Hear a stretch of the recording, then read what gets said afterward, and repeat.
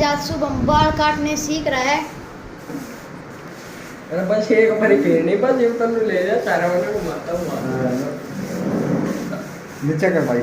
हाँ ढंग से सीधी बना सही सी वीडियो हल्की सी एनु करो ऊपर से हल्की सी नीचे ना ये और थोड़ी सी और बस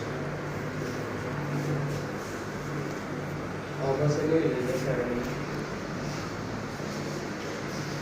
बढ़िया कैमरा है फोन लगा तो कौन सा फोन ले जा रहे हो? तेरे वाला मेरा वाला का इतना बढ़िया कैमरा आगे लग रखा।